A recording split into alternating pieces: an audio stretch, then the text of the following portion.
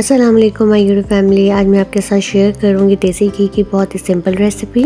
देसी घी घर में बनाना बहुत आसान है, बगैर मेहनत के 10 से 15 मिनट में बनकर तैयार हो जाता है।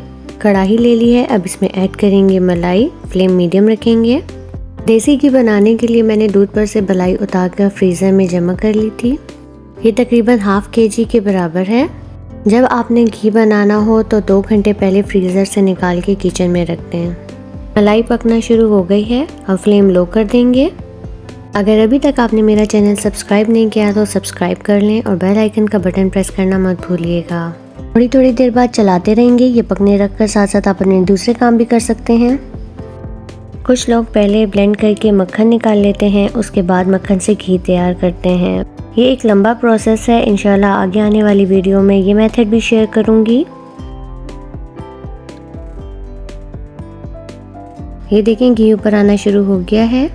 मलाई की कोई परफेक्ट क्वांटिटी नहीं है, जितनी आपके पास मलाई हो आप उससे घी तैयार कर सकते हैं। कम से कम 1 या 2 हफ्ते तक आप स्टोर करते रहें मलाई को। हम मुसलसल चलाते रहेंगे और जो नीचे लगेगा उसको हटाते रहेंगे। घी बनकर तैयार हो गया है, अब इसको छान लेंगे। अब मैंने चाय छाननी ले ली है।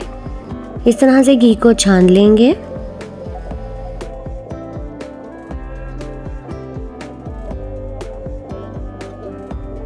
घी को हमने सेपरेट कर लिया है।